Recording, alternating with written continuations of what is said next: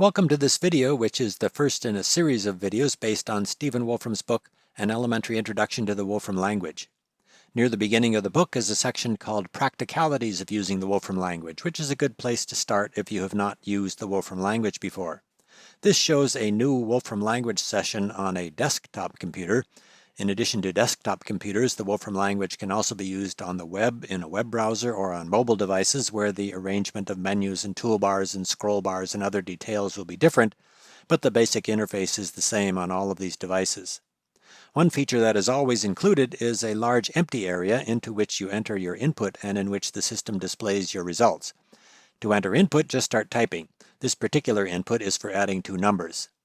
To do that calculation on this desktop computer or on the web, press the Enter key while holding down the Shift key. On a mobile device, the calculation is typically done by tapping a button on the screen. The Shift key is the key that is pressed to get capital letters, and the Enter key, or on some keyboards it is labeled the Return key, is the key that moves input to the next line. Pressing the Enter key or the Return key by itself will just move to the next line without doing the calculation, which will result in something like what is shown here with input on two separate lines. To do a calculation rather than just move to the next line, press the Enter key while holding down the Shift key. If you start typing and your input does not appear in this area, you might be able to get things working by clicking your mouse somewhere in this empty area to be sure that this area is selected, and then try again. This sequence of inputs and outputs, together with any text that you might add, all exists in a document called a Wolfram Notebook. That notebook can be saved on your computer or in the Wolfram Cloud, or there is typically a menu item for publishing the notebook to the Wolfram Cloud so that anyone can access the notebook with a web browser. Within the Wolfram Notebook interface, there are various aids to help with entering input. One of those aids is a row of buttons called the Suggestions bar, which appears below the last output. The Suggestions bar is a set of suggestions for things that are typically done with the result. The last result here is an integer, so the Suggestions bar shows operations that are typically done with integers. For example, clicking the button labeled Divisors causes the system to enter and evaluate an input that gives the divisors of the result, which here is the list of numbers that evenly divide the integer 32. Another aid for entering input that appears when entering Wolfram Language commands is a menu called the autocompletion menu. For example, entering the letters LIS brings up a menu of possible commands that start with those letters.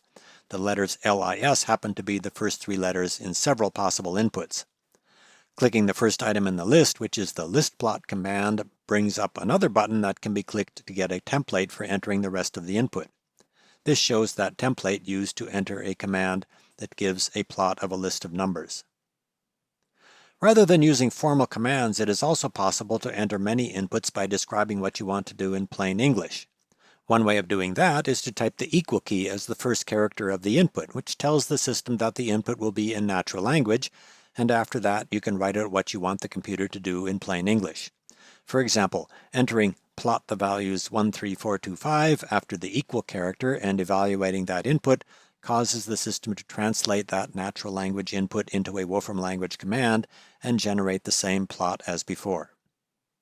Natural language input is discussed in more detail later in the book. Another aid that can be useful in non-English environments is code captions, which can be enabled in the Preferences dialog box. This shows the Preferences dialog box on this computer used here to set the code caption language to Spanish. The names of commands in the Wolfram language are usually based on complete English words. With code captions, as an input is being entered, the command completion menus show translations of those English language names into the selected language. And when names are completed, translations are shown in captions below the input. This particular input uses the table, column, and range commands and generates a list where each element of the list is a column of numbers. That's the end of the examples for this section. These videos describe using the Wolfram language interactively through the Wolfram Notebook interface, but it is also possible to use the Wolfram language as a computational engine without this interface in a whole variety of configurations. In any configuration, though, the language still works exactly as described here. In addition to these videos, there are many other resources for learning about the Wolfram language. Here is the list of resources from the book. The book, An Elementary Introduction to the Wolfram Language, is available both in a printed version or online, And there are also links here to other tutorials, including Fast Introduction for Programmers, designed for people who have experience with other programming languages, information on online access to the Wolfram language, links to documentation, and a link to the Wolfram U website, which has information on extensive course material related to the Wolfram language.